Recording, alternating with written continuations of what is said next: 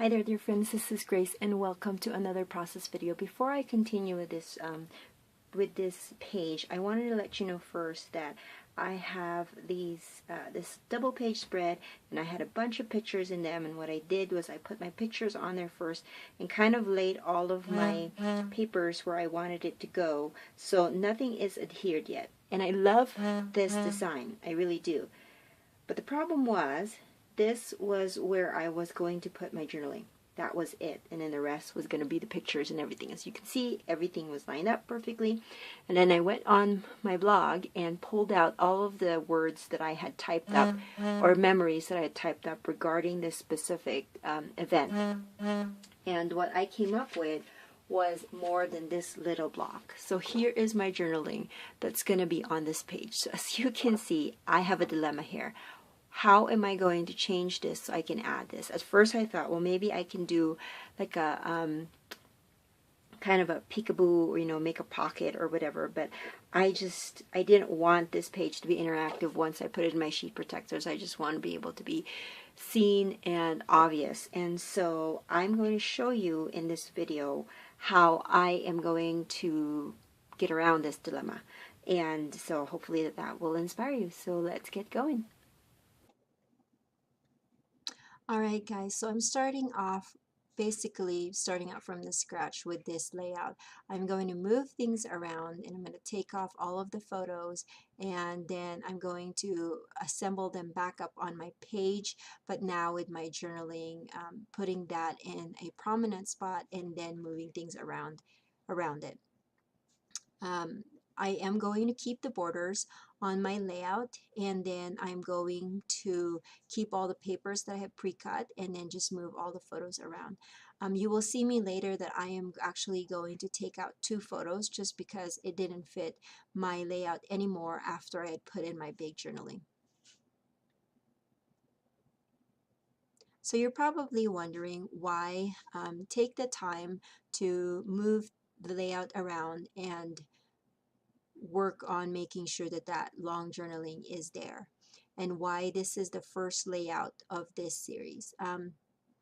I am the kind of person, or the kind of scrapbooker that has I would say priorities when it comes to scrapbooking. Now you might be wondering, that's kind of deep when it comes to scrapbooking, and it might be, but what I'm trying to say is that for me, the most important thing about a scrapbook is the photos and the journaling.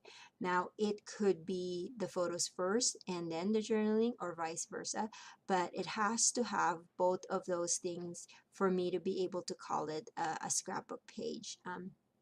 And the reason why in this particular one I decided to make sure that I give room for my story is because I feel like even though I have a lot of photos, there are still things during this event or this camp out that cannot be remembered with just the photos. So I needed to make sure that that background story, or the other stories of that event, is written down and it's right there plain to see for my family members to read later on. And if that means that I have to take out a couple of photos, that is totally fine with me.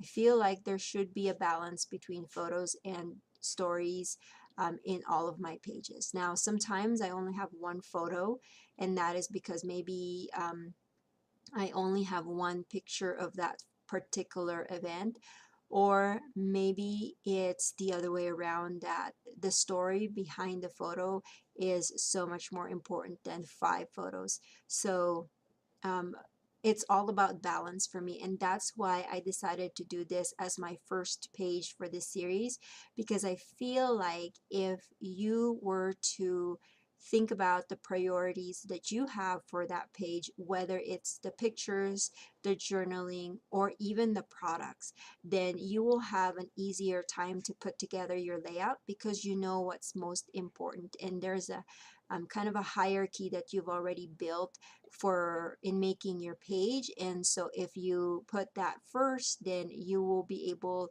to be happy with the results, because you know that whatever is most important was given the space that it needed in the page. So anyways, I know that's a little bit of a psychology when it comes to double page, but For me personally, that has helped me to really be happy with my two-page layouts. Now, of course, some layouts doesn't have to be 2 pages, but for me, it fits the, like I said before, it fits my needs because it will occupy enough, or there's enough room for me to be able to put photos and the stories and still have room to kind of play with products.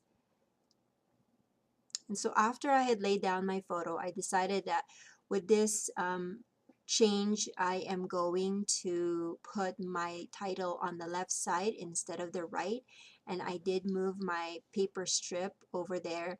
And I also added a paper strip onto the right side so that the red pattern paper will kind of go across the page. And I do that a lot, and I know I'm not the only double page layout maker that does that, where you spread across a specific element that spreads across the 2 pages to combine them or to connect them with one another. I think that's one of the easiest things to do to be able to have a well-designed double page layout. And because I had a different plan or design initially for this page, I am going to doctor the paper a little bit and kind of butt up some of the other papers that I have pre-cut, just to have that complete red line across the page, because I didn't want the white paper to show, the background paper to show in between all these elements. So I want to make sure that those are all covered with paper, and I don't mind that they're pre-cut already before and they're not like the right size. That's totally fine because some of them will be covered anyways. You're probably wondering what this little pick up tool that I'm using. That's from Creative Memories, and I believe that's used for picking up like die cuts and stuff.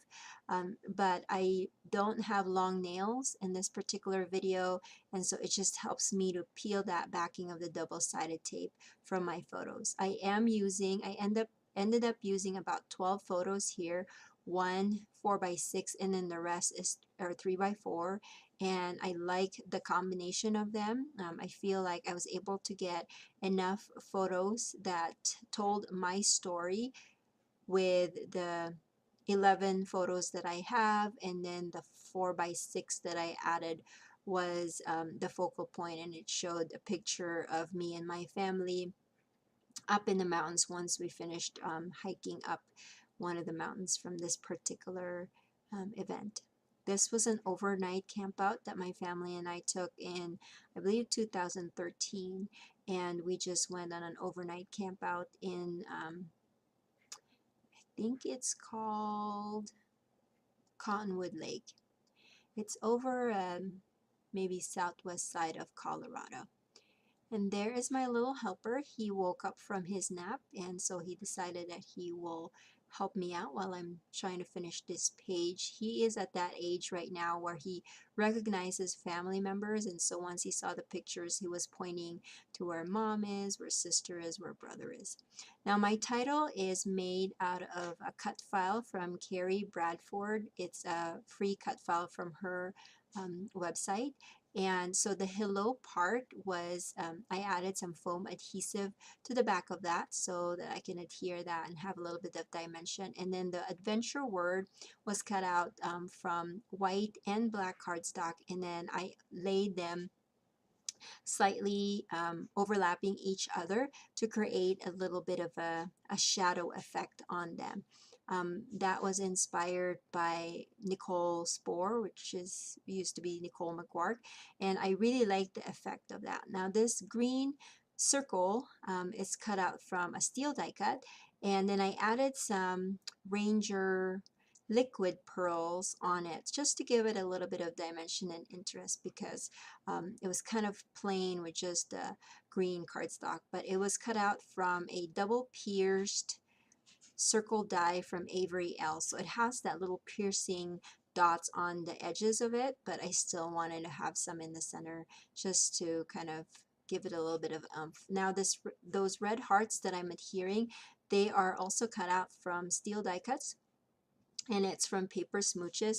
It had different sizes of hearts, and there's also a heart border, this one right here that I'm trying to move, and that's going to end up in this 4x6 photo underneath the photo of us.